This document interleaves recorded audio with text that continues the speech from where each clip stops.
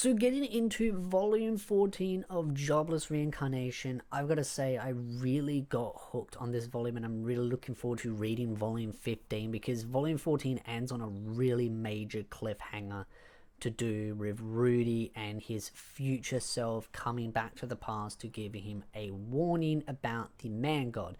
And I think this is the thing, like reading through volumes 1 through 13 or even 1 through 14, I kind of knew that the man god should not be trusted. It was kind of obvious. It was kind of clear from a distance that the man god was probably trying to lead Rudy on, and you can kind of see that in this volume as well, right up to the part like where the man god pops on. He's like, hey, long time no see, kind of, talks about what would have happened if Rudy didn't go to the continent where his dad was. And I think, honestly, the man god was probably, I don't know.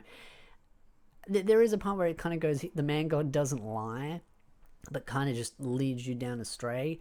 But I do kind of wonder if maybe things would have turned out much different than what the man god claimed, but maybe things would have gone the way he claimed to Rudy, which is, of course, Rudy basically, talking to the man god, saying, hey, my dad died, and him saying, well, if you didn't go to the continent, they would have found a way to do things differently, which would have led to his father living, Roxy being saved, and his mother being saved, but Roxy would have fell in love with someone else, and he would have ended up basically shacking up with the two Beast Girls, so he would have ended up having Sylphia and the two Beast Girls. So it kind of really shows that, if Rudy went down a different path, things could have turned out very differently. But it's more of a question of, can you really trust the man god? Like, really, can you? I mean, maybe he was telling the truth, and that's the whole point, I feel like, is that the man god is trying to get Rudy to trust him, say, hey, I tried to help you, I tried to tell you to do things in a certain way, and things went a different way. Clearly, he can see all these different pathways, and so he goes, hey, go down to that basement, just check something. If it's not there, oh well, either way, that's it. He just basically says, just go down there and check something, which that's when he finds out through his future self that there is a rat down there that's got this like sort of tooth that's kind of, I wouldn't say glowing, but kind of crystallized, that will end up affecting Roxy, and because Roxy's pregnant, so Rudy finds that out through Rudy. Rudy tells Rudy that Roxy is pregnant and that she would have ended up catching a rare illness or disease that would have ended up turning her to stone. And then from there, Sylphia would have then been sent into a conflict with the princess because of Cliff envisioning something. And that's another thing though too, is like, so clearly the man god can influence other people. So I've kind of been debating on different theories of how the man god can kind of talk to specifically Rudy, and if it can also branch into other people as well, because clearly the man god can talk to other people, but it's like, is there a set of rules? But clearly, if Cliff could possibly have been like had a dream and this kind of thing of, oh, you need to do this, and then that leads to Sylphia, so clearly possibly the man god has an influence on, or can have an influence on, other people like Cliff. So it kind of expands that theory of what are the parameters of how the man god can and cannot like speak. I do feel like there is a limit, like there's got to be something that is like a catalyst to allow him to talk to Rudy. Maybe I'll discover it. I don't want any spoilers. I want to try and work it out on my own if there is ever an actual solid way to find out, or maybe it's just more pieces of the puzzle and I can come up with a more concrete theory. But I thought that was really interesting. It was like one of the major, most interesting parts about the volume, was just finding out about future Rudy talking about past Rudy, and him saying you need to send a letter to Eris and just kind of, say I forgive you, kind of reminisce the sour feelings that are between them, because I think we all kind of knew that Eris is kind of someone that she's not very good with words. She more speaks with her fists rather than her actual words itself, and I think that's where Rudy had kind of forgotten a little bit about that and kind of didn't realize with the letter and how kind of black and white it was, being like, hey, maybe there's a little bit to it. And I mean, certain other individual that popped up in the previous volumes kind of mentioned that as well, saying, hey, clearly you misunderstood this. Eris clearly had feelings for you. And so it's good to see that Rudy is going to be sending that letter to try and fix that issue. So there's a lot of big stuff there. And then you've also got Nanahashi and the whole situation with her illness because of the fact that she doesn't have mana, which then led to Rudy going on an adventure with Cliff, Elise, etc. And them having to fight a certain individual that was just very rowdy, very much boisterous. But how it turned out was kind of really interesting as well, because it led to Cliff gaining a magic eye as well. So I kind of didn't really... I swear someone spoiled that for me, but I kind of forgot about it. So it's nice forgetting some of the spoilers that people have thrown at me, because I kind of forgot that Cliff got a magic eye. So kind of nice to have some little surprises there. But I think it's kind of a useful one too. So he'll be able to identify objects and have like a text box kind of pop up and be like, hey, you know, all this bit of information. So it gives Cliff a really good advantage because he's working on a lot of magical items. So it really fits quite well. Even though, yes, he did it so that he wouldn't run into future problems with Nanahashi and her illness and stuff, but at least any other stuff he can kind of use that to help improve on other projects that they'll end up working on. The other thing though too is Rudy's power.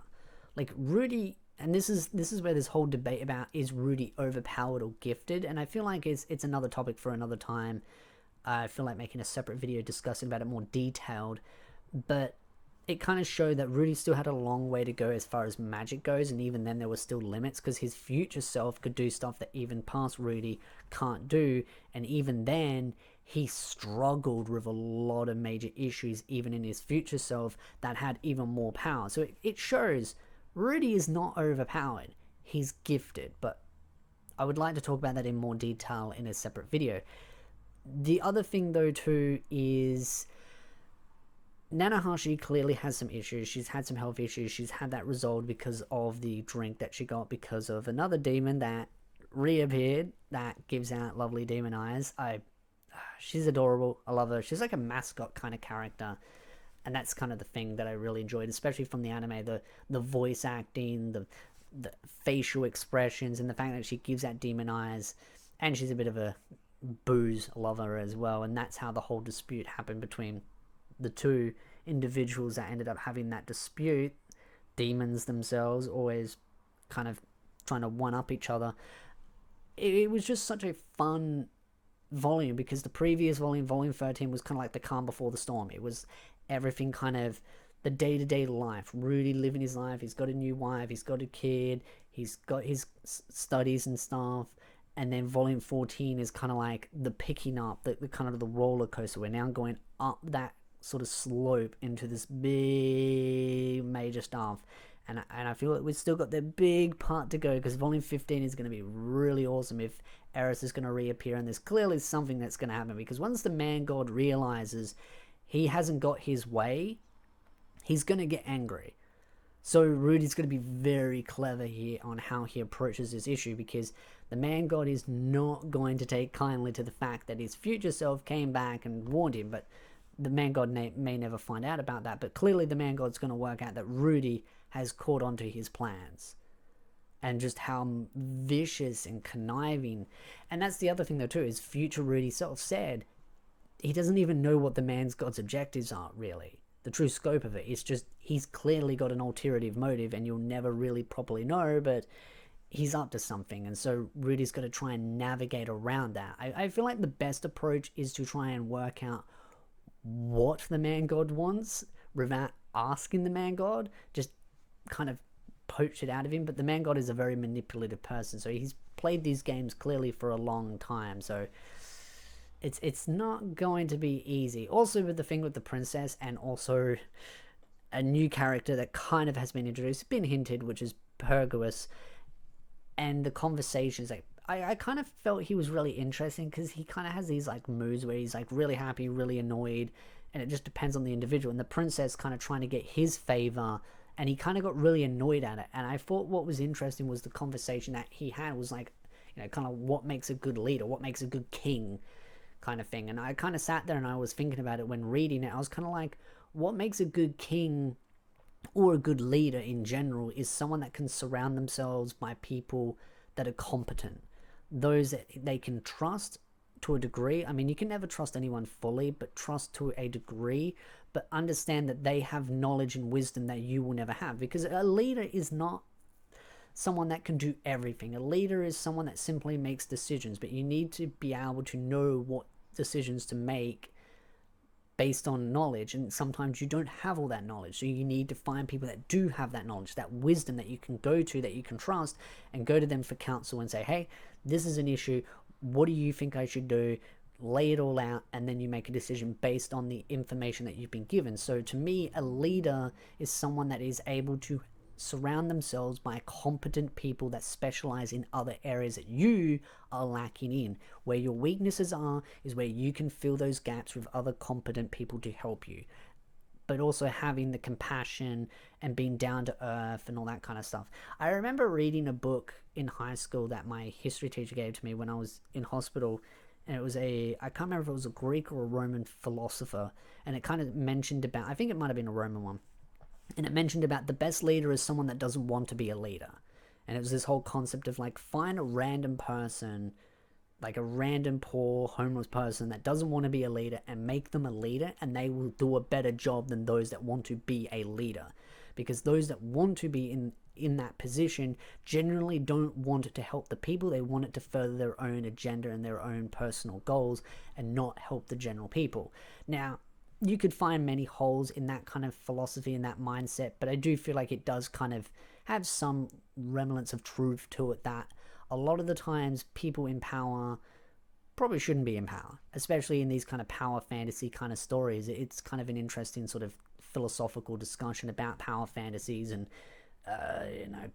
the medieval times and etc., like these kind of things. And I think that's what Pergawis was trying to get across to the princess, is kind of being like, you're trying too hard to appease the wrong people.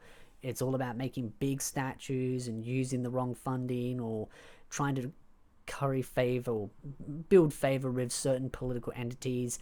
And he just doesn't care about that. Like, he is above all of that because of the sheer influence and power that he already possesses. He doesn't need to lick someone else's boots. They need to lick his boots. So he doesn't care about appeasing to the whims of these upper class royalties or merchants, etc. He's there just to kind of do what he believes is right.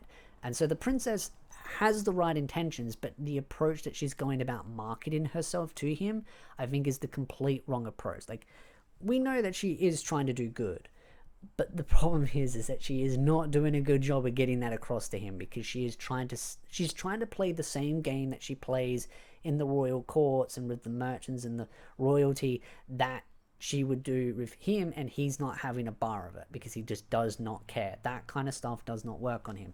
So I thought their relationship was really fascinating. I really enjoyed that, and I'm looking forward to seeing more of that, because I feel like that's clearly going to be something that's going to keep building and growing over time. So there's so much to discuss about the volume, and I'm really looking forward to reading the next volume and discussing more. So I may do an analysis video going over specific topics, and I'm also going to be going over the bonus chapters that is involving Eris as well. So there's that as well to talk about, and her whole journey, because I've been kind of not talking about that specifically because they're bonus chapters. So you get to put that all in its own separate video and discuss about Eris's journey on its own, while Rudy is doing his own thing. So I'd love to know your thoughts in the comment section down below. What did you think of volume 14? I'm really loving it. There's still so much more to talk about, but I'll probably save that for its own separate video. So if you like this video, hit the like button, subscribe for more anime content, and I'll see you beautiful nerds in the next video.